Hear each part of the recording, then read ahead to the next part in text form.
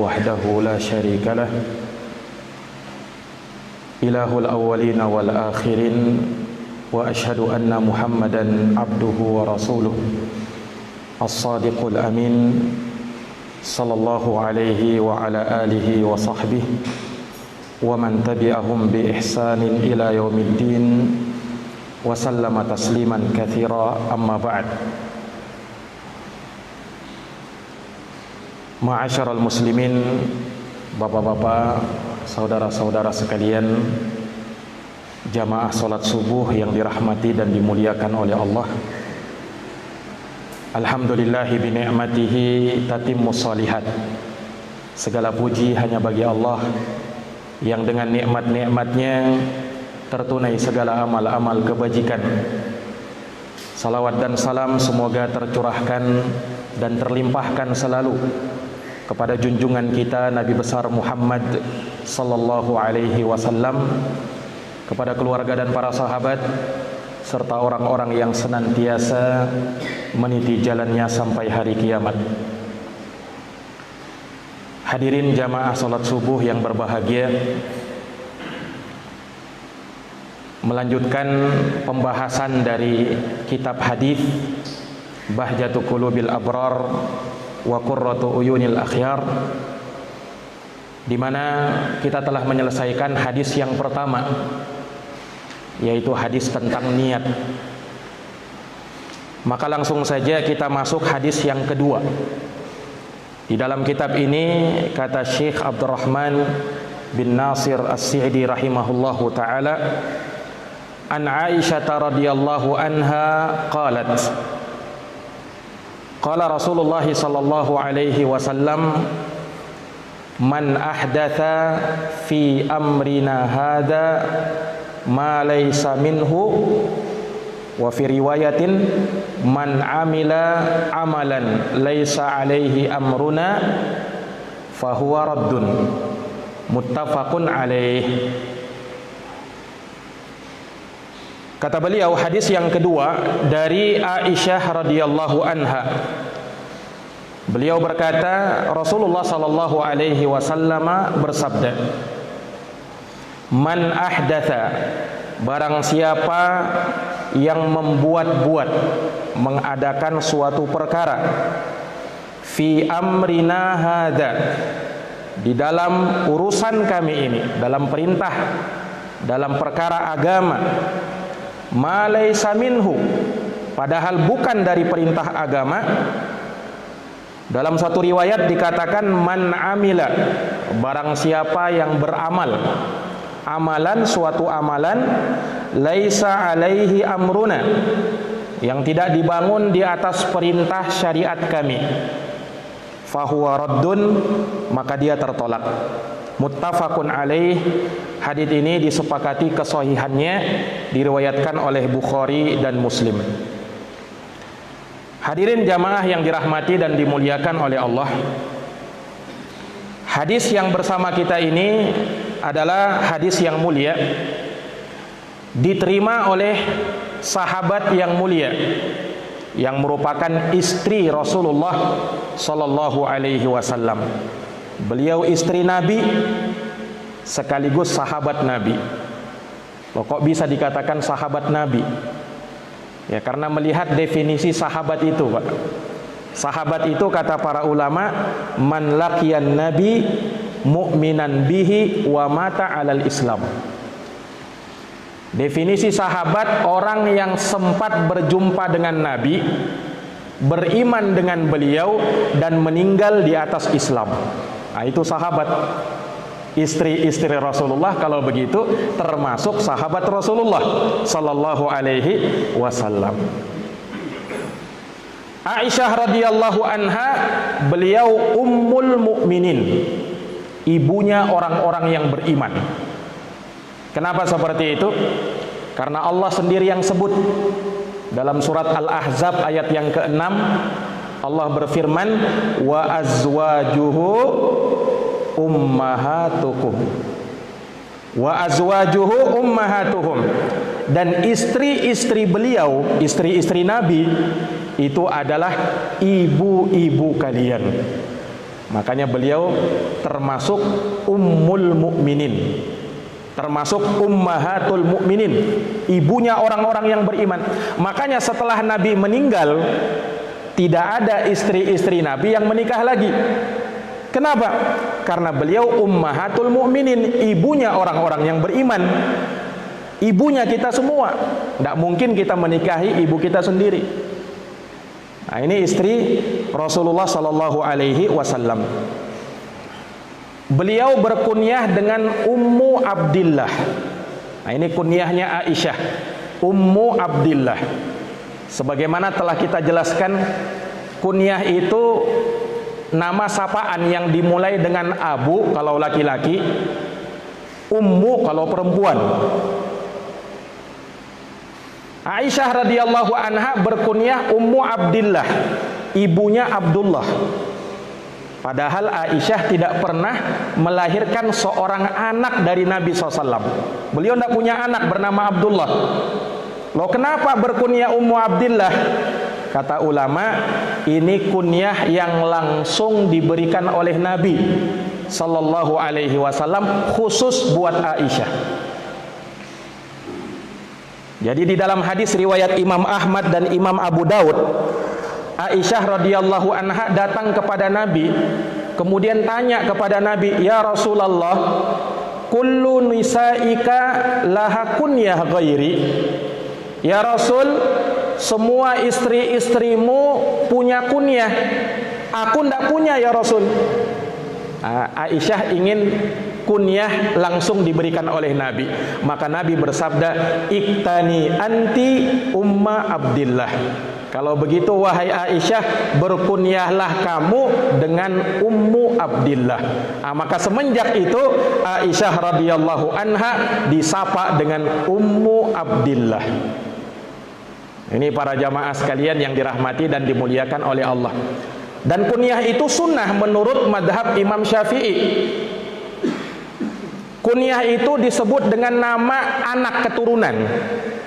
Loh, Aisyah tidak punya anak, tapi dia punya keponakan. Nah, boleh juga seperti itu. Dia punya keponakan yang bernama Abdullah ibnu Zubair. Aisyah berkunyah dengan itu, Ummu Abdillah. Nah, kunyah itu kan disebut oleh para ulama ada beberapa makna. Terkadang kunyah itu juga berfungsi untuk memuji seseorang.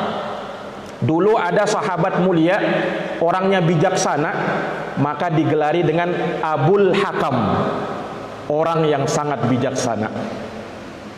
Terkadang kunyah juga untuk menjelekkan seseorang. Contohnya Abu Jahal, artinya bapaknya kejahilan. Jahal itu jahil.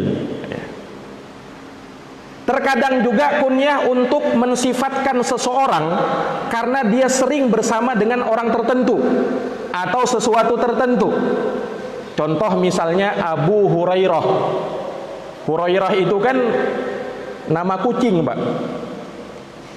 Hurairah itu artinya kucing betina yang kecil. Tapi Nabi SAW sering memanggil Abu Hurairah dengan Ya Abahir. Kalau hir, kucing jantan dewasa. Sebenarnya Abu Hurairah suka dengan kunyah itu, tapi sudah terlalu tersebar, sudah terlalu terkenal.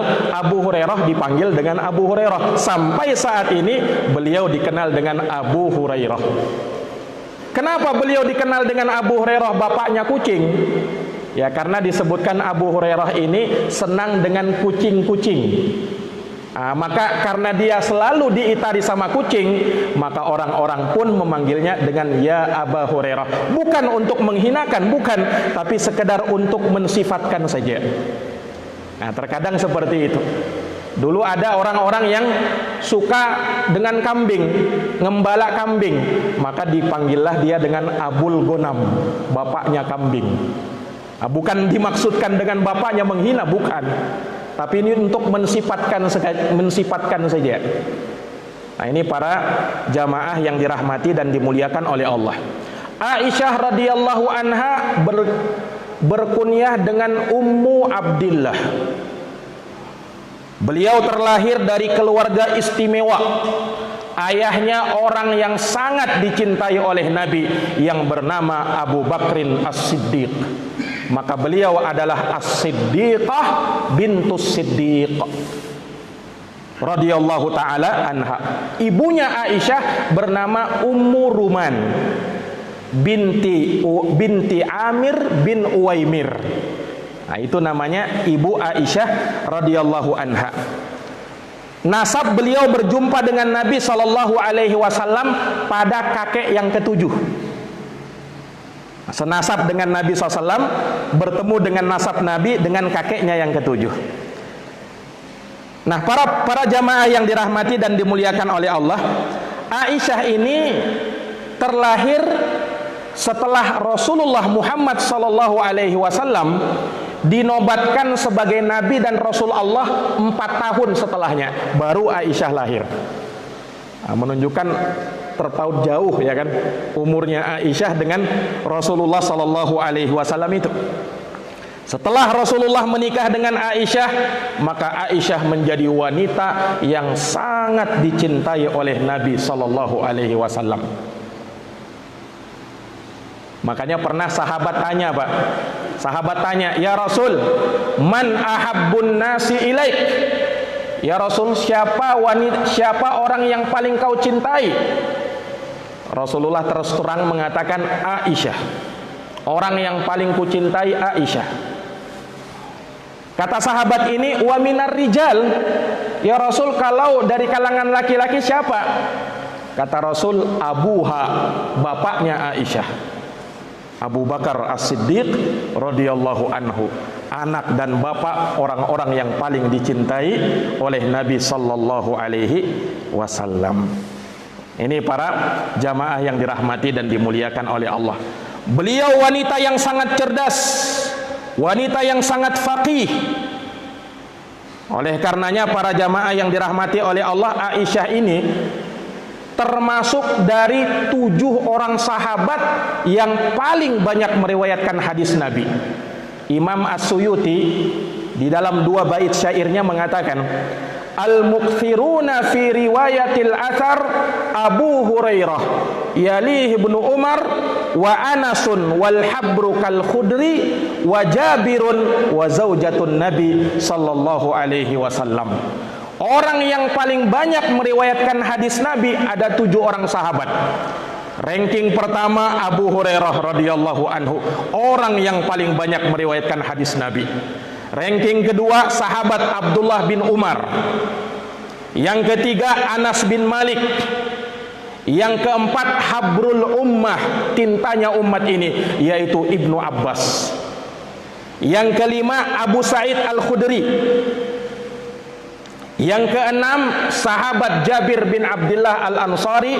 Dan yang ketujuh Aisyah radhiyallahu anha, satu-satunya sahabat wanita istri Rasulullah yang banyak meriwayatkan hadis Nabi. Makanya beliau dikenal dengan faqihatun nisa, wanita yang paling faqih. Aisyah radhiyallahu anha, beliau meriwayatkan hadis Nabi sekitar 2210 hadis. Nah, termasuk hadis yang kita bacakan pada kesempatan subuh hari ini. Para jamaah yang dirahmati dan dimuliakan oleh Allah Subhanahu wa taala, beliau ini sangat banyak keutamaannya. Rasulullah sallallahu alaihi wasallam bersabda tentang Aisyah radhiyallahu anha, "Fadlu Aisyah ala sairin nisa ka fadli tsarid ala sairit ta'am." Kata Nabi, keutamaan Aisyah dibandingkan wanita-wanita lain seperti keutamaan tsarid. Tsarid itu makanan orang Arab yang paling mewah dan paling enak ketika itu, dibandingkan dengan seluruh makanan yang lain. Nah, jadi Aisyah keutamaannya seperti itu. Ini jamaah sekalian yang dirahmati oleh Allah. Oleh karenanya ulama sampai berselisih pendapat, Pak. Mana yang lebih utama dari istri Nabi? Apakah Khadijah atau Aisyah? Ulama berselisih pendapat. Sebagian mengatakan Khadijah yang paling utama dari Aisyah, walaupun sama-sama utama. Sebagian lain mengatakan Aisyah yang lebih utama daripada Khadijah. Pendapat yang paling pertengahannya, pendapat yang dikemukakan oleh Syekhul Islam rahimahullah, bahwa dirinci perkaranya. Khadijah paling utama, lebih utama dari Aisyah dari sisi beliau yang paling pertama menemani Rasulullah, yang paling pertama membantu Rasulullah dan menerima syariatul Islam. Makanya wanita yang pertama masuk Islam adalah Khadijah. Iya kan? Jamaah yang dirahmati dan dimuliakan oleh Allah. Tapi dari sisi yang lain, Aisyah lebih utama dari Khadijah. Dari sisi mana? Dari sisi keilmuan. Karena Khadijah tidak terlalu lama masanya dengan Nabi, ya kan? Beliau meninggal duluan. Aisyah bersama Rasulullah sallallahu alaihi wasallam dan menemani Rasulullah sallallahu alaihi wasallam. Sehingga ilmu yang beliau terima lebih banyak. Makanya Aisyah, kata ulama, dari sisi keilmuan lebih utama dari Khadijah radhiyallahu taala anha. Nah, tapi semuanya istri-istri Rasulullah SAW memiliki keutamaan yang luar biasa. Jamaah yang dirahmati dan dimuliakan oleh Allah, Aisyah ini juga orang yang sangat dermawan, Pak. Orang yang sangat dermawan. Pernah dalam satu riwayat, beliau disebutkan oleh ponakannya yang bernama Urwah bin Zubair, beliau pernah berinfak nyumbang sebesar 70.000 dirham. 70.000 dirham, Pak. Bukan 70.000 rupiah ya. 70.000 dirham. Dirham itu mata uang perak. Dulu di zaman Nabi ada dua mata uang, dinar dan dirham. Dinar mata uang emas, dirham mata uang perak. 70.000 dirham Aisyah pernah sumbangkan. Berapa 70.000 dirham itu? Kalau kita konversikan ke rupiah, pendekatannya begini, Pak. Dulu ya, orang bisa beli kambing itu dengan uang 10 dirham. 10 dirham bisa beli 1 ekor kambing. Berarti kalau 70.000 dirham bisa beli berapa kambing, Pak? Bisa beli 7.000 kambing. Taib. Kalau kita rupiahkan 1 kambing berapa sekarang? Berapa sekarang 1 kambing, Pak? 1 ekor kambing? Hah? Ya, taruhlah sekitar 2 jutaan lah, ya. 2 juta kali 7, 14 miliar. Itu kalau kita mau rupiahkan. Itu sumbangan Aisyah radhiyallahu taala anha. Subhanallah. Makanya orang yang sangat dermawan. Pernah dalam riwayat lain disebutkan, diceritakan juga oleh ponakannya Urwah ibnu Zubair, ba'atha Muawiyah marratan ila Aisyah mi'ata alfi dirham. Muawiyah bin Abi Sufyan sewaktu menjadi Amirul Mukminin pernah mengirim uang kepada Aisyah sebesar 100.000 dirham untuk hadiah buat Aisyah. Ini uang 100.000 dirham ini ya sama tadi seperti 20 miliar. Ya kan? 20 miliar. Dikirim kepada Aisyah. Apakah Aisyah langsung simpan? Tidak. Pada saat itu juga beliau langsung bagi-bagikan. Habis tanpa tersisa 1% pun. 20 miliar. Subhanallah. Sampai Barirah, budaknya Aisyah radhiyallahu anha, sempat berkata, "Anti shaimah." Wahai Aisyah, engkau kan puasa. Maksudnya Barirah, kenapa tidak disisakan 1 dirham aja untuk buka? Kata Aisyah radhiyallahu anha, "Lau dzakartani la fa'alt." Kalau kau tadi ingatkan saya, niscaya akan saya sisakan. Kau tidak ingatkan soalnya. Lupa Aisyah radhiyallahu anha untuk dirinya sendiri. Subhanallah. Makanya orang yang sangat dermawan, Pak. Luar biasa. Ini istri Rasulullah sallallahu alaihi wasallam. Beliau biasa dipanggil oleh Nabi dengan nama Aish. Singkatannya Aisyah. Ya Aish. Seperti dalam sebuah hadis Rasulullah mengatakan, "Ya Aish, hada Jibril yuqri'ukis salam." Wahai Aish, maksudnya Aisyah, malaikat Jibril ada nitip salam kepadamu. Subhanallah. Ini keutamaan yang lain. Malaikat Jibril Pak nitip salam sama Aisyah. Kalau kita kan mungkin kawan kita nitip salam ya, teman kita nitip salam. Ini malaikat Jibril nitip salam kepada Aisyah radhiyallahu anha. Luar biasa. Ini jamaah sekalian yang dirahmati oleh Allah. Nabi juga kadang manggil Aisyah dengan sebutan Humaira. Humaira itu artinya wanita yang sangat putih kemerahan. Nah, dalam sebuah hadis Rasulullah bersabda, "Ya Humaira, atuhibbina an tanduri ilaihim?" Fakultu na'am. Nah, Nabi sallallahu alaihi wasallam panggil Aisyah dengan sebutan Ya Humaira, karena kulitnya yang sangat putih kemerahan. Nah, itu Aisyah radhiyallahu taala anha. Jadi Nabi SAW kadang punya panggilan-panggilan khusus untuk Aisyah, istri yang sangat dicintai oleh Nabi. Beliau tidak punya anak, tapi beliau tidak bersedih dengan hal tersebut. Beliau gunakan waktu yang Allah berikan kepada beliau untuk mengumpulkan amal-amal jariah yang lain. Anak memang anak soleh jadi amal jariah, tapi bukan itu saja yang bisa jadi amal jariah. Beliau radhiyallahu anha melakukan dan mengisi waktunya untuk beribadah kepada Allah Subhanahu wa taala. Ini jamaah sekalian, beliau radhiyallahu anha meninggal pada tanggal 17 Ramadan pada tahun 58 Hijriah, genap umur beliau 66 tahun, dikuburkan di Baqi. Nah, dikuburkan di Baqi. Radhiyallahu anha, semoga Allah Subhanahu wa taala meridhai beliau. Ini keutamaan beliau, keutamaan Aisyah radhiyallahu anha, dan sangat banyak lagi keutamaan-keutamaan yang lain. Nah, maka dari sini sangat keji ya, orang yang menghina istri Rasulullah Aisyah radhiyallahu anha. Wah Ustadz, ada ndak yang menghina istri Nabi? Ada. Berani menghina istri Nabi. Siapa Ustadz? Orang-orang Syiah Rafidhah. Ini mereka berani menghina para sahabat, istri Nabi SAW mereka hina. Bahkan pakai ayat menghina istri Nabi.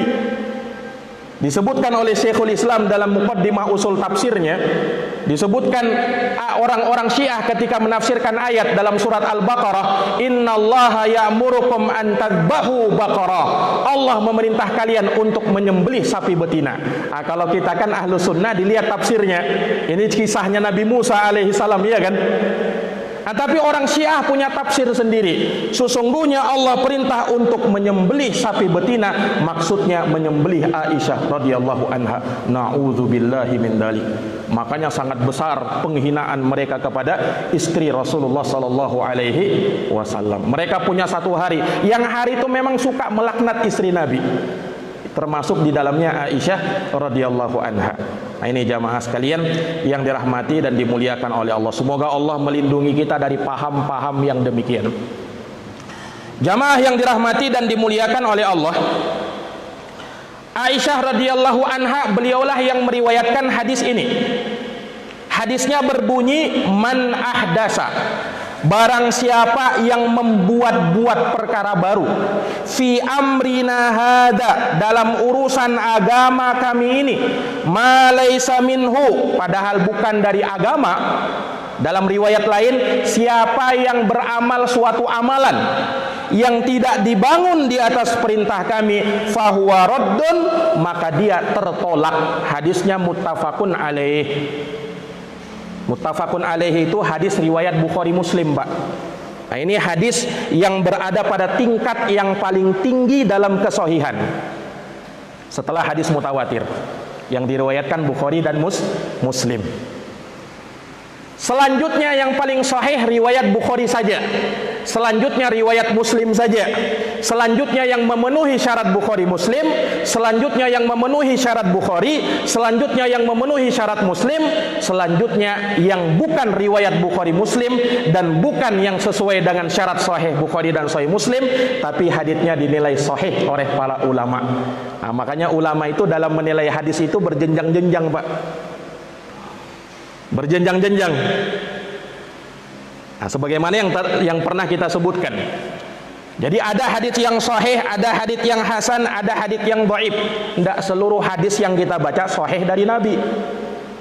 Imam Bukhari, Pak, Imam Bukhari di zamannya Bukhari, beliau menghafal 300.000 hadis. 100.000 hadis seluruhnya sahih. 200.000 hadis seluruhnya dhaif, lemah, tidak bisa dipakai. Itu di zamannya Imam Bukhari. Bagaimana lagi di zaman kita ini? Imam Bukhari, Imam Muslim. Maka sering kita dengarkan riwayat Bukhari Muslim.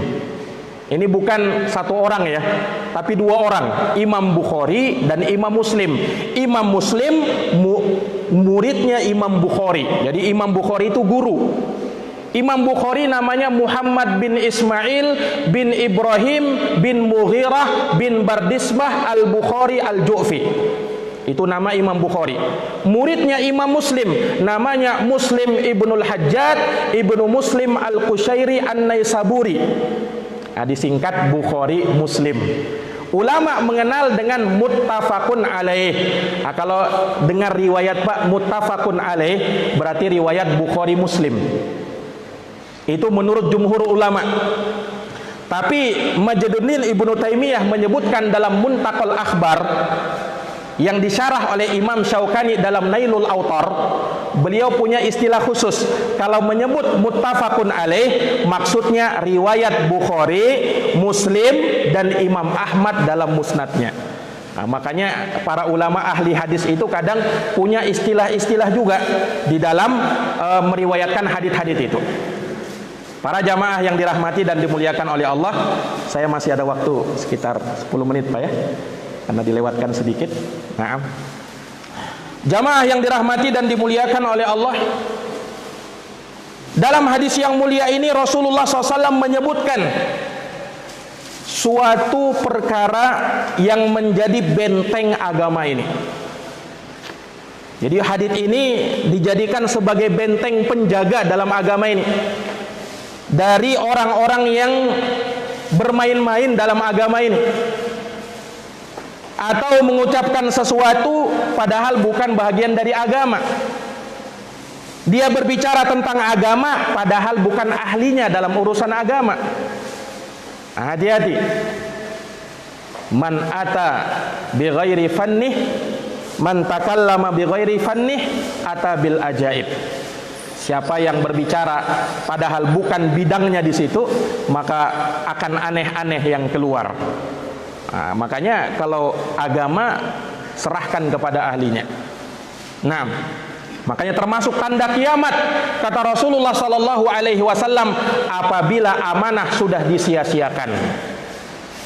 Apabila amanah sudah ditelantarkan.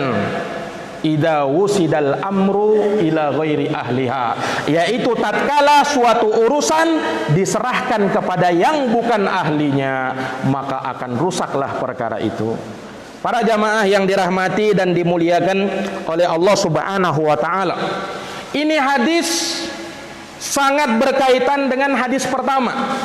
Kalau hadis pertama innamal a'malu binniyat, amal-amal itu tergantung niat, ini berkaitan dengan batin, ikhlas dia atau enggak, sudah kita bahas kan. Kalau hadits ini kaitannya dengan zahirnya, ikhlas sudah baik, tapi tidak cukup sekedar ikhlas, harus sesuai tuntunan Rasul, sesuai tuntunan syariat. Makanya Nabi ajarkan kita ibadah harus sesuai dengan syariat beliau. Dalam hadis Malik ibn al-Huwairis riwayat Imam Bukhari, Nabi bersabda, "Shollu kama ra'aitumuni usolli." Salatlah kamu sebagaimana kamu melihat aku salat. Nah, jangan salat seenak maunya. Dalam masalah haji Nabi bersabda, "Khudhu anni manasikakum." Ambillah dariku tata cara manasik haji kalian. Harus sesuai tuntunan Nabi. Ikhlas, na'am. Tapi ada syarat yang kedua. Nah, inilah dua syarat diterimanya amalan, harus ikhlas dan harus sesuai dengan petunjuk yang diajarkan oleh Rasul sallallahu alaihi wasallam. Ada orang sholat, Pak, setelah Nabi sholat dengan para sahabat, Biasa Nabi bermajelis dengan sahabat, ya kan? Ada orang masbuk terlambat sholat. Sholat dia 2 rakaat. Selesai dia sholat, datang kepada Nabi, salam, Assalamualaikum ya Rasulullah. Dijawab oleh Nabi, Waalaikumsalam. Orang ini belum sempat duduk, langsung Nabi katakan, irji fasolli fa innaka lam tusolli. Kamu balik lagi, kamu belum sholat. Orang ini pun merasa aneh, loh, saya ini tadi sudah sholat, tapi ini perintah Rasul ini, saya sholat lagi. Sholat dia lagi 2 rakaat. Selesai sholat, dia datang kepada Nabi, ucapkan salam, dijawab salamnya oleh Nabi. Nabi berkata, irji fasolli fa innaka lam tusolli. Kembali lagi sholat karena kamu belum sholat. Tambah aneh orang ini, saya ini sudah sholat tadi. Ya sudahlah, saya sholat lagi. Sholat lagi dia. Ketika selesai sholat datang sama Nabi, lagi-lagi Nabi katakan, irji fasolli fa innaka lam tusolli. Balik kamu, sholat, kamu belum sholat. Akhirnya orang ini berkata, ya Rasul, tadi sholat saya yang terakhir tadi itu, sholat saya yang paling bagus itu. Saya tidak tahu lagi yang lebih bagus daripada itu ya Rasul. Fa'alimni, ya Rasul, ajarkan saya bagaimana cara sholat yang benar itu. Maka Nabi pun ajarkan kepadanya sholat yang benar. Nah, pertanyaannya jamaah sekalian, ini sahabat ini ditegur oleh Nabi, kenapa? Apakah dia tidak ikhlas? Ikhlas dia sholatnya, tapi kenapa? Dia sholatnya tidak sesuai tuntunan beliau. Ini yang jadi masalah. Ada seorang sahabat lagi berkurban udhiyah sebelum sholat id. Sudah dia sembelih duluan. Harusnya kan setelah sholat id. Datang kepada Nabi. Kata Nabi, syatuka syatulahmin. Kambingmu, sembelihan kurbanmu, sembelihan biasa, bukan sembelihan kurban. Orang ini beralasan, ya Rasul, saya ini pengen cepat-cepat kasih makan keluargaku, pengen cepat-cepat kasih fakir miskin ya Rasul. Syatuka syatulahmin. Sembelihanmu cuman sembelihan biasa. Kenapa orang ini kok disalahkan oleh Nabi? Apa dia tidak ikhlas? Ikhlas, tapi tidak sesuai syariat beliau. Nabi menuntunkan kalau mau kurban nanti setelah sholat id, bukan sebelumnya. Nah, ini jamaah sekalian yang dirahmati dan dimuliakan oleh Allah Subhanahu wa taala. Jadi banyak kisah-kisah semacam ini. Ya, yang menunjukkan memang bahwasanya agama itu, ibadah itu dijalankan sesuai tuntunan Rasul, sesuai dengan syariat beliau.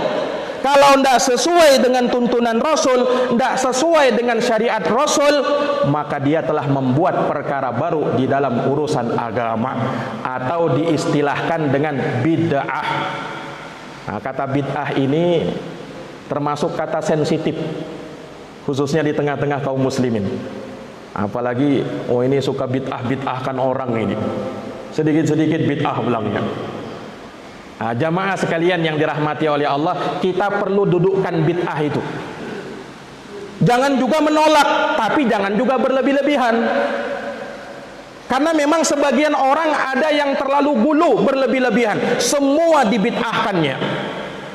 Nah, ini salah juga yang seperti ini. Tapi ada juga yang terlalu bergampangan, tidak ada bid'ah itu. Nah, ini keliru juga. Bid'ah itu lafaz dalam syariat. Ya, saya pun Pak baru mengenal bid'ah itu ketika duduk di bangku SMA. Kebetulan saya juga sekolah di SMA Muhammadiyah di Sudirman itu. Salah satu pelajarannya adakan pelajaran kemuhammadiyahan. Di antara tugas warga Muhammadiyah memberantas TBC. Apa itu TBC, Pak? Takhayul, bid'ah, khurafat. Nah, ada bid'ah itu kan. Nah, ini jamaah sekalian yang dirahmati oleh Allah. Yang pertengahan, tidak terlalu berlebih-lebihan ekstrim, menganggap semua bid'ah, tapi tidak juga terlalu bergampangan. Tidak ada bid'ah itu. Pertengahan. Wa khairul umur awsatuha. Sebaik-baik perkara yang pertengahan. Makanya kita perlu definisi, Pak, supaya jangan salah paham tentang bid'ah itu. Apa itu bid'ah, Ustaz? Bid'ah itu didefinisikan ulama dengan ucapan mereka, asyai'ul mukhtara ala ghairi mithalin sabiq. Sesuatu yang baru yang tidak ada contoh sebelumnya. Itu secara bahasa namanya bid'atun lughawiyah. Bid'atun lughawiyah, sesuatu yang baru tidak ada contoh sebelumnya. Mikrofon ini bid'ah ini. Ada enggak di zaman Nabi ini? Bid'ah dia kan, tapi bid'ah secara bahasa. Live seperti kita sekarang ini. Bid'ah juga ini, tidak ada di zaman Nabi kan, tapi bid'ah secara bahasa. Mobil motor bid'ah secara bahasa, tidak tercela, tergantung pemanfaatannya. Makanya di dalam Quran Allah sebut juga bid'ah.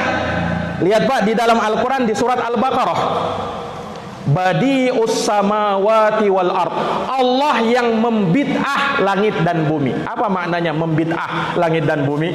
Maksudnya Allah mencipta langit dan bumi tidak ada contoh sebelumnya. Nah, itu maksudnya. Di surat Al-Ahqaf Allah berfirman tentang nabinya, "Qul ma kuntu bid'an minar rasul." Katakan wahai Rasul, aku ini bukan bid'ahnya para rasul. Maksudnya Nabi, saya ini bukan Rasul baru, sudah ada Rasul sebelum saya. Nah, bid'ah juga namanya, tapi secara bahasa. Yang dibahas oleh para ulama bukan secara bahasa, tapi bid'atun syar'iyah, bid'ah secara istilah syar'i. Apa bid'ah secara istilah syar'i? Nah, inilah yang didefinisikan oleh para ulama rahimahumullahu ta'ala. Beragam para ulama dalam memberikan definisi tentang bid'ah itu. Nah, ada definisi dari Imam Syafi'i, ada dari definisi Imam Syatibi, ada definisi dari ulama-ulama yang lainnya. Tapi seluruhnya menunjukkan bahwasanya bid'ah itu perkara yang tercela, wajib kita waspadai dan kita menghindar darinya. Kita menghindar darinya sesuai dengan apa yang didudukkan oleh para ulama, tanpa gulu berlebih-lebihan ekstrim, tidak juga terlalu bergampangan. Ada juga orang yang salah paham terkadang, Pak. Ya, ada juga yang salah paham. Kalau bid'ah itu jahat, tercela, enggak usah kamu pakai mikrofon. Ini bid'ah juga ini, katanya. Enggak usah pakai handphone bid'ah juga ini, katanya. Kalau naik haji enggak usah pakai pesawat, pakai onta saja. Salah paham. Nah, jamaah sekalian yang dirahmati dan ini dunia. Kalau perkara dunia silahkan, selama digunakan untuk yang baik. Selama digunakan untuk yang baik. Para jamaah yang dirahmati dan dimuliakan oleh Allah, saya kira sudah lewat waktunya ini. Insyaallah mungkin di kesempatan berikutnya kita akan lanjutkan kembali. Naam, wallahu taala alam bissawab. Taib, di sini ada bismillah, minta doa buat saudara-saudara yang ada di Mamuju, Sulawesi Barat. Karena ada gempa di sana, ratusan bangunan rubuh dan ada korban-korban. Nah, ya ikhwani fiddin azani Allah wa iyyakum. Naam, memang di awal-awal bulan ini sangat banyak musibah-musibah yang melanda kita. Nah, terkhusus negeri kita. Ya. Belum lagi pandemi yang belum selesai. Kemudian belum lama pesawat Sriwijaya Air SJ182 juga jatuh. Nah, kemudian berita-berita ya meninggal, dan termasuk darinya ada gempa bumi yang ada di menimpa saudara-saudara kita yang ada di Mamuju, Sulawesi Barat ya. Kemarin ya gempanya ya. Kemarin. Nah, maka kita doakan kepada saudara-saudara kita, semoga diberikan kesabaran, semoga diberikan ketabahan, semoga semua itu menjadi pahala buat mereka semuanya, dan semoga Allah Subhanahu wa taala meringankan segala beban-beban mereka dan menjadikan segala yang mereka derita bernilai pahala dan keutamaan di sisi Allah Subhanahu wa taala. Amin ya rabbal alamin. Rabbana atina fid dunya hasanah wa fil akhirati hasanah wa qina qina adzabannar. Amin ya rabbal alamin. Demikian para jamaah sekalian, kami akhiri dengan doa kafaratul majlis. Subhanakallahumma wa bihamdika asyhadu an la ilaha illa anta astaghfiruka wa atubu ilaik. Walhamdulillah. Wassalamu alaikum warahmatullahi wabarakatuh.